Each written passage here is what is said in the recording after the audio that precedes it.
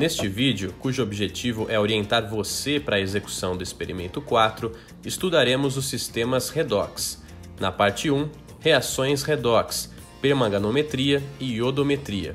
E na parte 2, estudo da interação entre metais. As reações redox são a base dos processos eletroquímicos. Nesses processos, ocorre a conversão entre energia química e energia elétrica de duas formas. 1. Energia liberada numa reação química espontânea é convertida em energia elétrica. Ou 2. A energia elétrica fornece energia para que uma reação química não espontânea ocorra. Uma célula eletroquímica é um dispositivo utilizado nas reações de oxidação-redução para converter a energia química em energia elétrica e vice-versa. Se o processo envolve a conversão de energia química em energia elétrica, dizemos que se trata de uma célula galvânica. Se o processo é inverso, isto é, se fornece energia elétrica para forçar uma reação química, estamos convertendo energia elétrica em energia química e a célula é denominada eletrolítica. Sistemas redox são processos químicos que envolvem transferência de elétrons de uma molécula, átomo ou íon para outra espécie. A oxidação se há perda de elétrons. A redução se há recebimento de elétrons. Pode-se afirmar que agente oxidante é a espécie que promove uma oxidação e, consequentemente, é reduzida no processo, ou seja, é um bom recebedor de elétrons. E pode-se afirmar que agente redutor é a espécie que promove uma redução e, consequentemente, é oxidada no processo, ou seja, é um bom doador de elétrons. São inúmeros os exemplos de reações redox que fazem parte do nosso cotidiano. A prata que fica preta, a fotossíntese, a respiração celular, tanto aeróbia quanto anaeróbia, várias reações ocorridas nos ecossistemas aquáticos, os testes de glicose na urina ou o teor de álcool expirado e determinado pelo bafômetro, o indesejável escurecimento das frutas, a corrosão, entre outros. Corrosão é o termo genérico para a oxidação de um metal. A substituição do metal corroído implica em grandes prejuízos financeiros e ambientais. A título de ilustração, apresentam-se as reações químicas envolvidas na oxidação do ferro. A química faz parte de nosso dia a dia. Todos os processos vitais são processos químicos. Desde antes de nosso nascimento até após a nossa morte, tudo o que comemos, vestimos, usamos e geramos é produzido por processos químicos. Se uma espécie perde ou recebe elétrons, seu número de oxidação altera-se. O número de oxidação serve para identificar reações redox. A cada átomo se lhe designa um número de oxidação, obedecendo a algumas regras, a saber, para um elemento em um íon monoatômico, por exemplo, SN4+, ou S2-, o número de oxidação é igual à carga do íon, isto é, o número de oxidação é mais 4 e menos 2, respectivamente. O número de oxidação de um elemento livre, por exemplo, O2, oxigênio molecular, ou S, enxofre, é 0. Hidrogênio tem número de oxidação mais 1, exceto nos hidretos metálicos, em que é menos 1. Oxigênio apresenta número de oxidação menos 2, exceto no F2O, que é mais 2, e nos peróxidos, que é menos 1. Em toda molécula neutra, a soma dos números de oxidação positivos deve ser igual à soma dos números de oxidação negativos. Por exemplo, no H3ASO4, 3 vezes mais 1 igual a 3 para H, e 4 vezes menos 2 igual a menos 8 para O. Então, AS igual a mais 5. Para atribuir o número de oxidação, criaram-se algumas regras, a saber, átomo em um elemento puro, como em cobre metálico, iodo, etc., o número de oxidação é igual a 0. Íon monoatômico tem número de oxidação igual à carga do íon. Exemplo, magnésio 2+. Para um íon poliatômico, a soma algébrica dos números de oxidação deve ser igual à carga do íon. Ao flúor é atribuído o número de oxidação igual a -1. cloro, bromo e iodo têm número de oxidação igual a -1, exceção quando combinados a oxigênio e flúor. Para compostos neutros, a soma algébrica dos números de oxidação deve ser igual a 0. Hidrogênio tem número de oxidação igual a +1, exceção quando combinado a metal, íon hidreto H-, por exemplo, CaH2. Neste caso, número de oxidação igual a -1. Oxigênio, número de oxidação igual a -2. Exceção igual a -1 em peróxidos, por exemplo, H2O2. O conceito de número de oxidação leva diretamente a uma definição operacional dos termos oxidação e redução. Oxidação é definida como um aumento no número de oxidação e redução como um decréscimo no número de oxidação. Na reação apresentada entre alumínio e cloro, o átomo de alumínio é oxidado. Seu número de oxidação aumenta de 0 para +3. Se o alumínio se oxida, o cloro reduz-se. Seu número de oxidação vai de 0 para -1. Esta definição apresenta uma clara vantagem. Ela simplifica muito a contabilidade dos elétrons nas reações redox. Consideremos, por exemplo, a reação HCl gasoso mais HNO3 líquido, produzindo NO2 gasoso mais meio Cl2 gasoso mais H2O líquido. Uma análise em termos do número de oxidação revela que o átomo de cloro é oxidado, número de oxidação igual -1 no HCl e 0 no Cl2. Nitrogênio é reduzido, número de oxidação igual +5 no HNO3 e +4 no NO2. A oxidação pode ocorrer em 3 circunstâncias: quando se adiciona oxigênio à substância, quando uma substância perde hidrogênio ou quando a substância perde elétrons.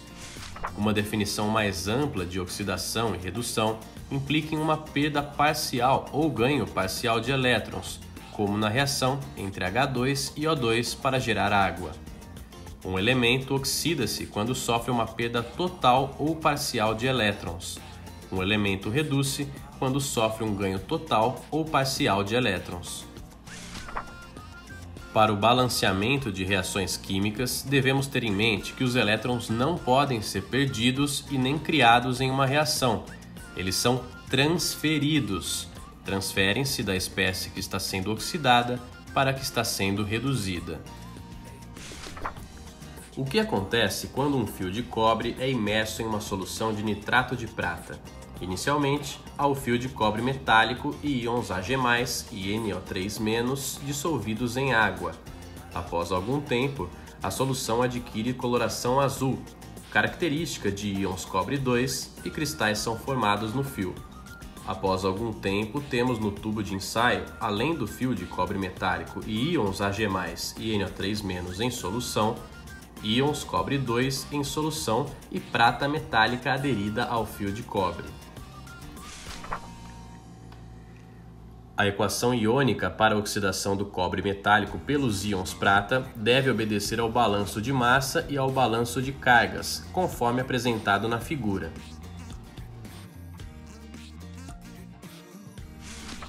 Se a espécie M perdeu elétrons, oxidou-se e, consequentemente, M é o agente redutor. Se a espécie M2+, recebeu elétrons, reduziu-se e, consequentemente, M2+ é o agente oxidante. Na parte 1 da nossa aula experimental, vamos padronizar uma solução de permanganato de potássio com oxalato de sódio em meio ácido. Em seguida, vamos usar a solução padronizada de permanganato de potássio para determinar íons ferro 2 em uma amostra desconhecida. Vamos utilizar essa mesma espécie, íons permanganato, para balancear equações redox.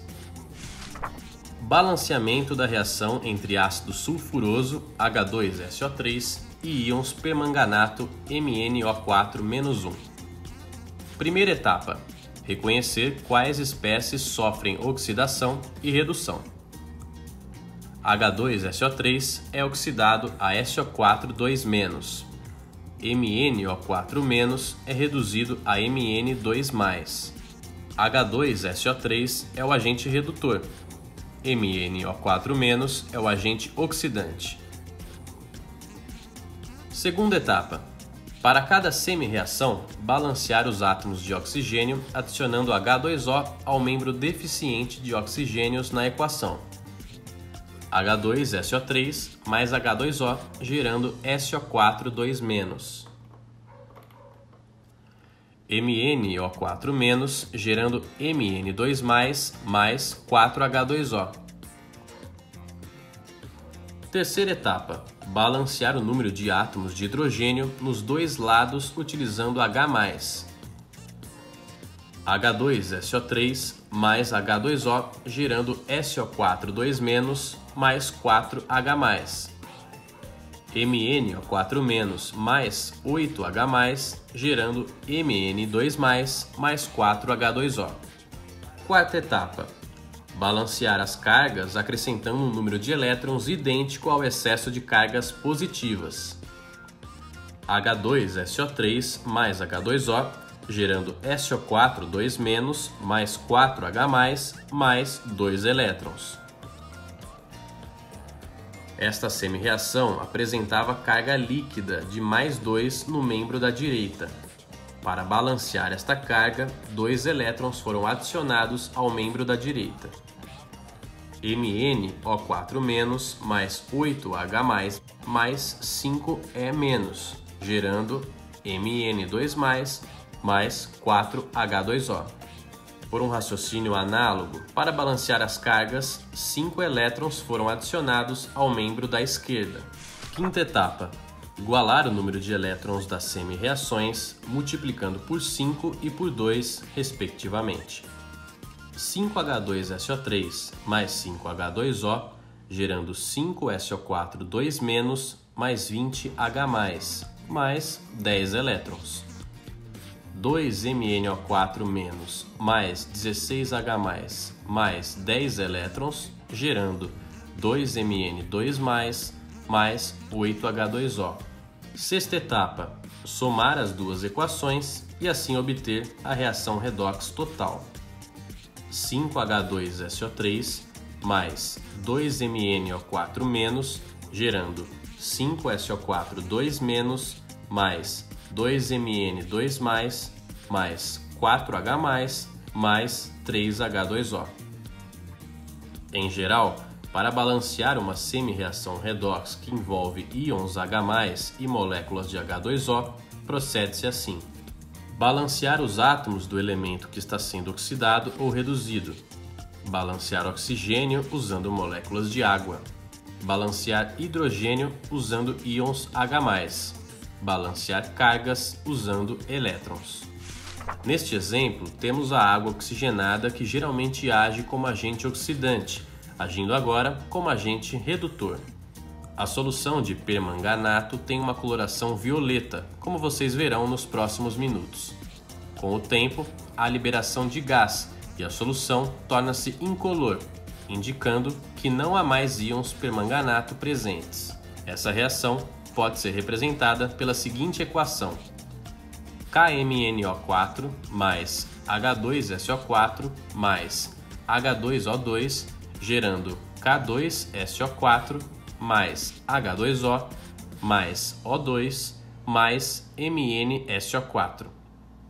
Para balancear esta reação redox, seguem-se as mesmas etapas. A primeira é atribuir os números de oxidação de cada elemento. Observe que o átomo de manganês presente no permanganato recebeu 5 elétrons, passando de +7 para +2, sofrendo então redução, agindo como agente oxidante. O oxigênio no peróxido de hidrogênio perdeu 2 elétrons, 2 átomos de oxigênio passando de -1 para 0, sofrendo então oxidação, agindo como agente redutor. A água oxigenada geralmente age como agente oxidante, mas, neste caso, ela age como agente redutor. Atenção! A reação aqui exemplificada envolve água oxigenada, H2O2, sendo um caso especial de reação redox. Nesses casos, deve-se levar em conta se a água oxigenada está agindo como agente oxidante ou redutor. Aqui, ela é agente redutor, o que é caracterizado pela produção de O2, e como todo O2 é proveniente da água oxigenada, as duas substâncias apresentam o mesmo coeficiente. Em razão desse fato, o coeficiente da água oxigenada nessa reação será 5. 2KMnO4 mais 3H2SO4 mais 5H2O2, gerando 1K2SO4 mais H2O mais 5O2 mais 2MnSO4. Dessa forma, todo o primeiro membro está balanceado, tendo no total 16 átomos de H. 3 vezes 2 mais 5 vezes 2 igual a 16. Assim, o coeficiente da água no segundo membro será 8, que multiplicado pelo índice do H, que é 2, dá 16. 2KMnO4 mais 3H2SO4 mais 5H2O2, gerando 1K2SO4 mais 8H2O mais 5O2 mais 2MnSO4. O balanceamento terminou, o que pode ser confirmado pela quantidade de átomos de oxigênio nos dois membros. Muitas vezes precisamos escrever equações balanceadas para reações redox que acontecem em meio básico. Nestes casos, não podemos ter H+ na equação final. Sua concentração em meio alcalino é muito baixa, menor que 1 vezes 10 a menos 7 mol por litro. Hidrogênio nessas equações deve estar na forma de OH- ou H2O. Uma forma simples de conseguir isto é eliminar os íons H+ que aparecem nas semi-reações, neutralizando-os, mediante o acréscimo de um número igual de OH- em ambos lados. Consideremos a reação na com o íon cianeto, Cn-, reagem com íons cromato, CrO4 2- em meio alcalino, para formar cianato, CnO-, e íon hidróxido de crômio 3, CrOH4-1.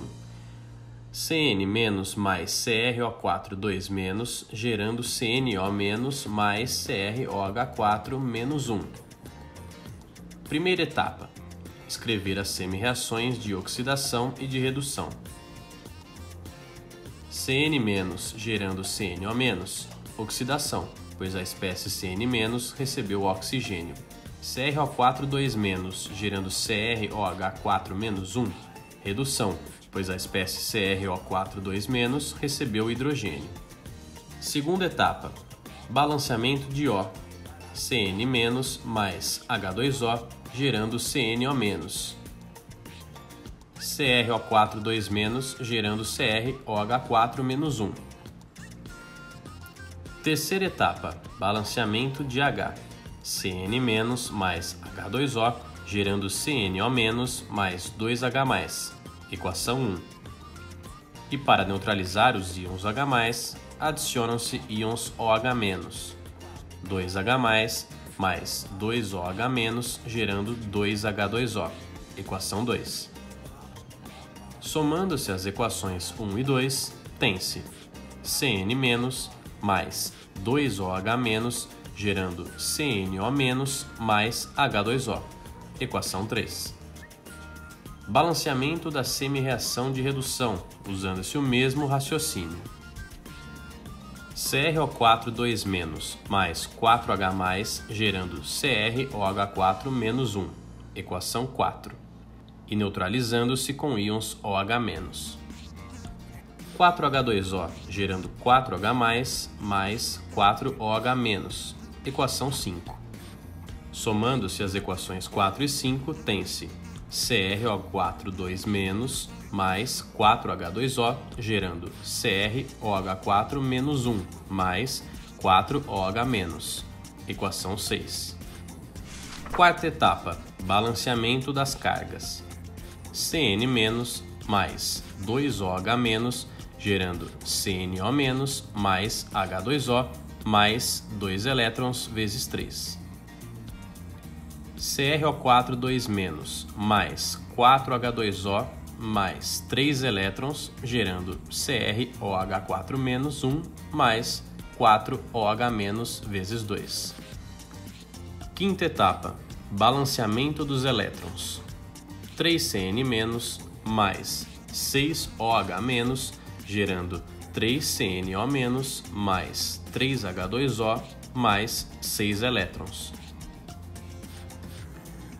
2CrO4 mais 8H2O mais 6 elétrons, gerando 2CrOH4- mais 2OH-. Sexta etapa, somar as duas semi-reações após reduzir termos semelhantes. 3Cn- mais 2CrO4 mais 5H2O, gerando 3CnO- mais 2CrOH4- mais 2OH-. Permanganato de potássio não é padrão primário, portanto, a solução deve ser previamente padronizada. Para tanto, utiliza-se o sal oxalato de sódio. Pesa-se com precisão uma certa quantidade do sal e dissolve-se em cerca de 60 ml de água destilada. Como a medida de volume é aproximada, pode-se usar uma proveta. Acrescentam-se cerca de 15 ml de ácido sulfúrico 1 mol por litro, também medido em proveta. A massa do padrão primário oxalato de sódio deve ser medida com grande precisão. Por isso, se utiliza uma balança analítica com precisão de décimos de miligrama. No experimento, a massa de oxalato de sódio medida foi de 0,1499 gramas. Conhecendo-se com precisão a massa de oxalato de sódio, sabe-se a quantidade de mols e, consequentemente, com base na reação química entre permanganato de potássio e oxalato de sódio, determina-se a quantidade de mols de permanganato. Como se sabe o volume de permanganato via bureta, calcula-se a concentração da solução, que assim está padronizada. No Erlenmeyer, há uma solução aquosa de ácido oxálico, pouco dissociado, formado devido à adição de ácido sulfúrico à solução de oxalato de sódio e na bureta a solução de permanganato de potássio a padronizar. A solução de oxalato deve ser aquecida a cerca de 80 a 90 graus Celsius. Ao final da titulação, a temperatura não deve ser menor que 60 graus Celsius. Assim, evita-se a formação do óxido de manganês, MnO2, o que comprometeria a precisão da padronização. Permanganato de potássio, graças a seu grande poder oxidante, é capaz de oxidar a água. A reação é lenta, mas pode ser catalisada por MnO2 e luz, e assim alterar significativamente a concentração da solução. Por isso, há necessidade de padronizar periodicamente a solução, a qual deve ser mantida em frascos âmbar ao abrigo da luz. Lembre-se da necessidade de acertar o menisco. A correta padronização de soluções depende também da precisão do volume do titulante. O ponto final da titulação é percebido pelo aparecimento da cor lilás, característica dos íons permanganato, persistente por cerca de 30 segundos.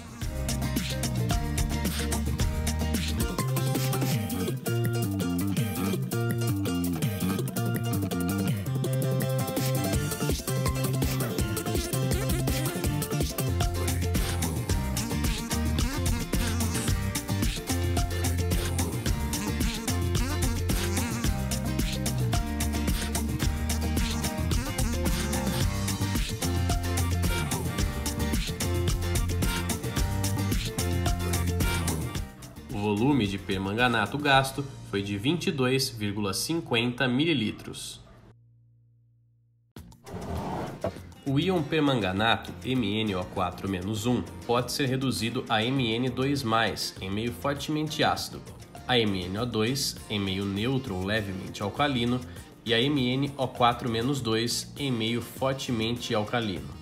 No experimento em foco, o meio é fortemente ácido, assim, o permanganato será reduzido a manganês mais 2. Em meio fortemente ácido, forma-se o ácido oxálico, pouco dissociado.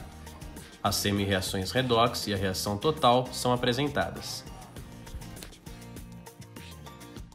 Para a determinação da concentração de íons ferro 2, medem-se com precisão 10,00 ml da amostra desconhecida, usando-se uma pipeta volumétrica. Junta-se essa solução a um Erlenmeyer de 250 ml, misturando-se com cerca de 50 ml de água destilada e 10 ml de solução de ácido sulfúrico 1 mol por litro. Como o meio é fortemente ácido, o permanganato será reduzido a manganês 2+, e os íons ferro 2 serão oxidados a ferro 3.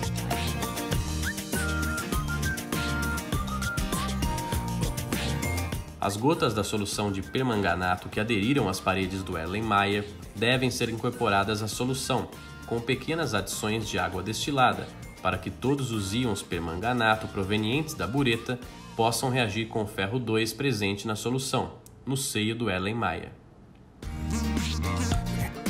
A solução passará por uma coloração amarelada, característica de íons ferro, até a coloração lilás, característica de íons permanganato. Escreva a reação redox e calcule a concentração de ferro 2 na amostra. O volume de permanganato gasto foi de 9,45 ml. Responda às questões 1 e 2 da página 30 da apostila de Química Geral Experimental, disciplina 7500017. Questão 1. Por que é necessário aquecer a solução de KMnO4 antes da titulação? Questão 2. Cite duas aplicações da técnica de permanganometria. Neste caso, considerando-se que o procedimento envolvendo iodometria não foi apresentado, cite apenas aplicações da técnica de permanganometria. Iodometria será efetuada presencialmente. A questão 3 será discutida presencialmente. Com os dados obtidos, calcule a concentração da solução de permanganato de potássio e a concentração de íons ferro 2 na amostra desconhecida.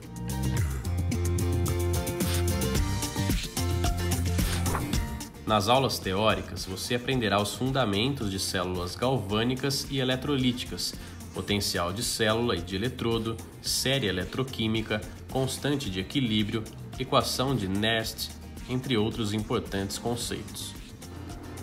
Nesta videoaula, apresentaremos noções da série eletroquímica para que você possa compreender os conceitos ministrados na parte 2 deste experimento. A série eletroquímica é uma tabela que dispõe os elementos químicos de acordo com os seus potenciais de eletrodo. Quando nos referimos a potencial de eletrodo, subentende-se potencial de redução. Ao elemento hidrogênio foi atribuído um potencial de eletrodo arbitrário igual a 0 volts, e todas as outras espécies foram inseridas na tabela segundo sua facilidade de sofrer redução em comparação com o elemento hidrogênio. Espécies com maior potencial de eletrodo, potencial de redução, têm maior facilidade de se reduzirem, receber elétrons. As que têm menor potencial de eletrodo têm maior dificuldade em se reduzirem e, portanto, maior facilidade em se oxidarem, perder elétrons. Em resumo, alto potencial de eletrodo significa alto potencial de redução, maior facilidade em se reduzir, maior facilidade em receber elétrons.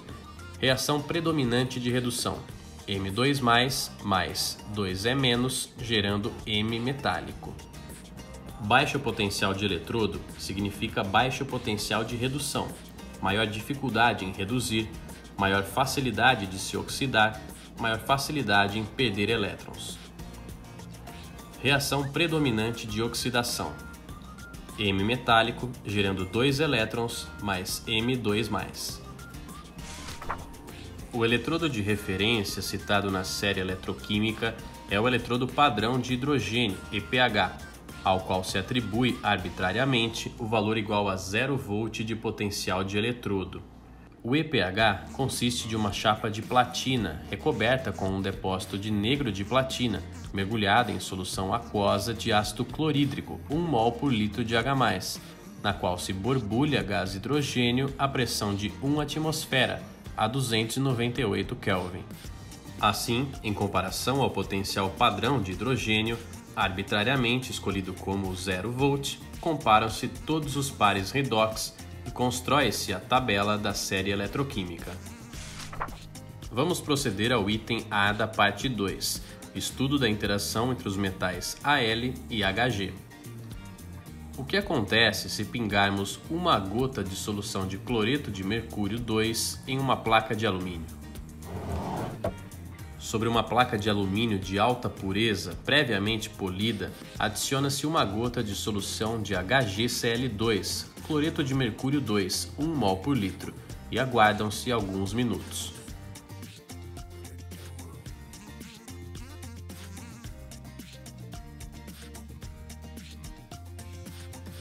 Após esse tempo, lava-se a superfície da placa de alumínio com água destilada para remover o excesso de solução de HgCl2 e, após secar gentilmente a superfície do alumínio com papel toalha, deixamos a placa exposta ao ar. Cerca de alguns minutos depois, pode-se começar a observar um belo efeito visual.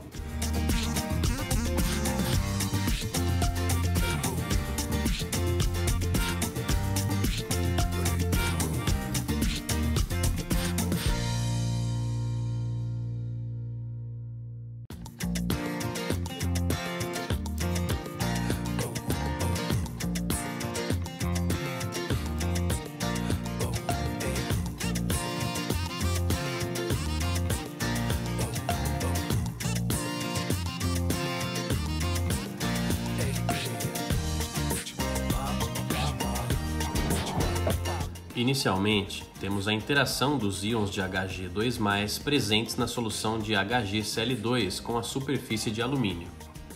A superfície de alumínio sofre corrosão quando dá adição de íons Hg2+, Al gerando Al3+, mais 3 elétrons, enquanto o íon Hg2+, sofre redução. Hg2+, mais 2 elétrons gerando Hg.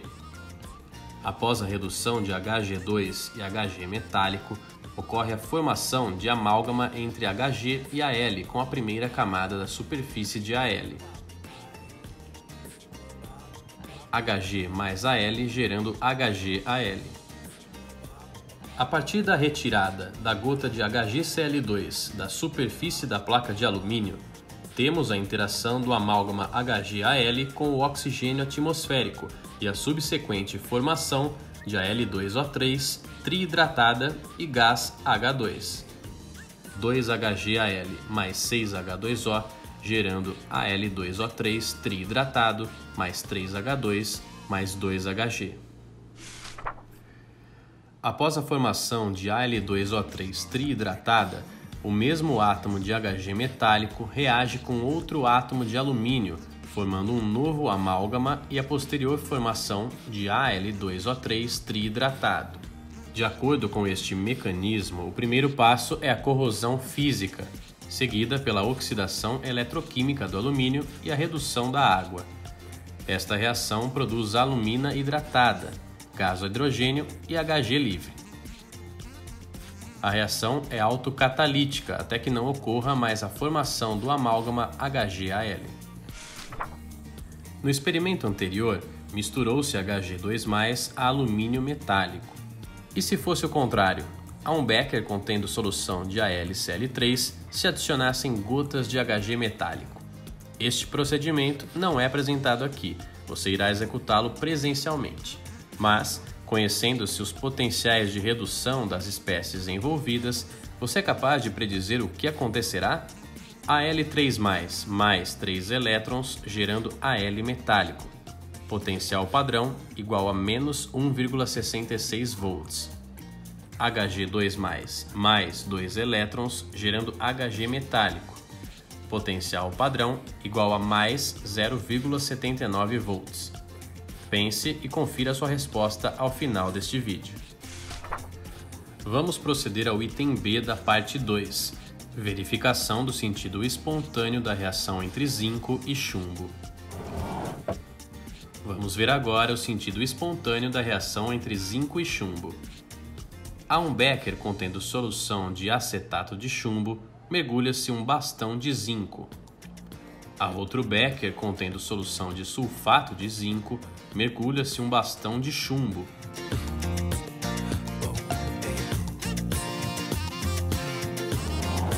Conhecendo-se os potenciais de redução das espécies envolvidas, você é capaz de predizer o que acontecerá?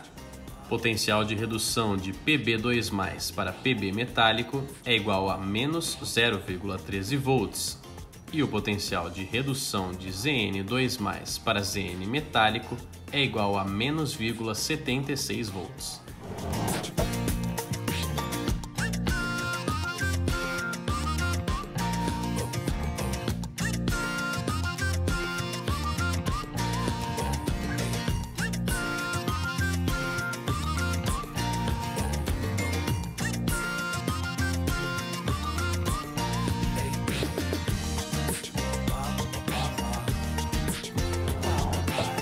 A tendência espontânea de ambos os íons é se oxidarem.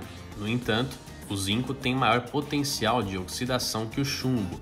Espontaneamente, a reação entre ambos é Pb2+ mais Zn metálico, gerando Pb metálico mais Zn2+, com potencial positivo, o que denota uma reação espontânea. Quando imergimos uma placa de zinco metálico em uma solução de acetato de chumbo, com o passar do tempo, forma-se um depósito de chumbo metálico na superfície da placa de zinco. Se fizéssemos uma determinação dos íons Pb2+, verificaríamos uma diminuição de sua concentração e um aumento dos íons Zn2+ em solução. O metal mais reativo sofre a oxidação. Assim, no exemplo proposto, o zinco é mais reativo que o chumbo, conforme verificado pelo maior potencial de oxidação. Continuando com a execução do experimento, o que acontece no becker que contém sulfato de zinco e um bastão de chumbo imerso nessa solução? Nada! O íon zinco 2+ tem a tendência a permanecer em solução e a placa de chumbo continuará íntegra. Vamos proceder ao item C da parte 2, interação entre as espécies metálicas cobre, zinco e ferro e seus íons.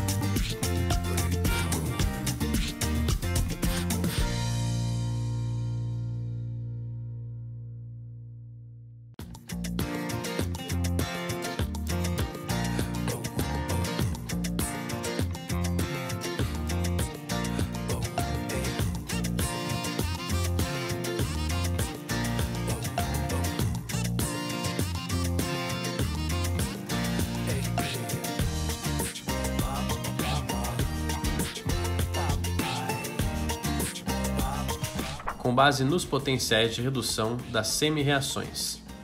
Para cobre 2 e cobre 0, zinco 2 e zinco 0 e ferro 2 e ferro 0. Complete as reações redox. Cobre 0 com íon zinco e ferro. Zinco 0 com íons cobre e ferro 0 com íons cobre e zinco. Pense que não está sendo fornecida energia elétrica ao sistema, então preencha as reações redox espontâneas. Confira sua resposta ao final deste vídeo. Vamos proceder ao item D da parte 2, interação entre os íons ferro 3 e ferro 2. A um tubo de ensaio adicionam-se 20 gotas de solução 0,1 mol por litro de FeCl3 e 40 gotas de solução 0,1 mol por litro de KBr.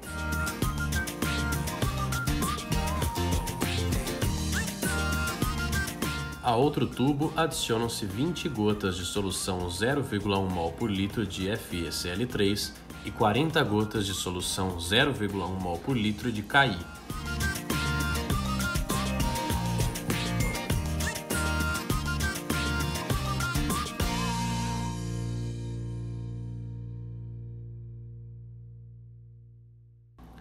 A ambos os tubos de ensaio adicionam-se 20 gotas de hexano.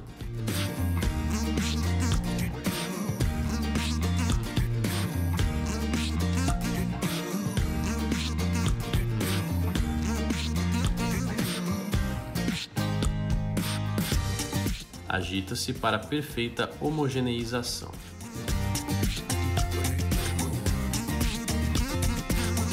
Pode-se observar a formação de duas fases nos tubos de ensaio.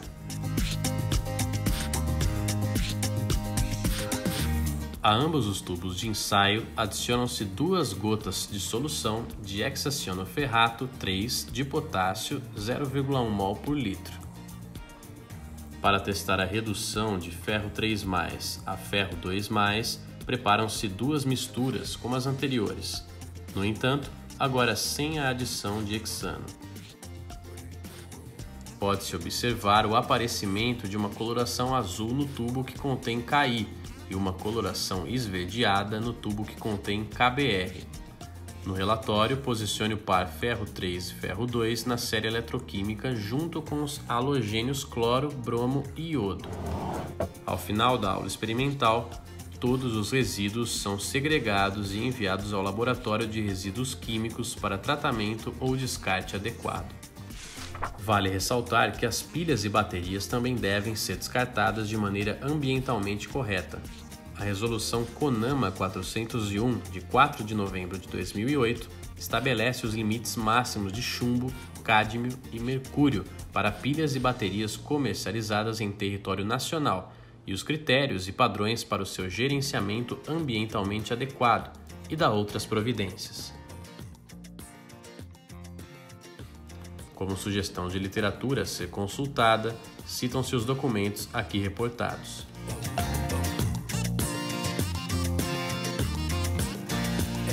Confira suas respostas. A um becker contendo solução de AlCl3 se adicionam gotas de Hg metálico. O que acontece? Qual foi sua resposta?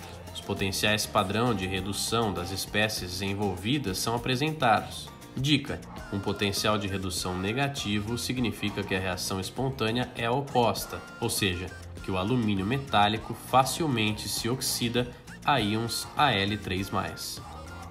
Neste caso, os íons Al3+ permanecem na forma oxidada e o Hg metálico permanece na forma reduzida. Ou seja, se gotas de Hg metálico forem adicionadas a um becker contendo solução de AlCl3, ao final teremos uma solução de AlCl3 com gotas de Hg metálico, pois a reação não ocorre espontaneamente. Com base nos potenciais padrão de redução das semi-reações apresentadas, as reações redox entre Zn e Cu2+, Zn e Fe2+, e entre Fe e Cu2+, são as que ocorrem espontaneamente. Obrigado e até a aula presencial.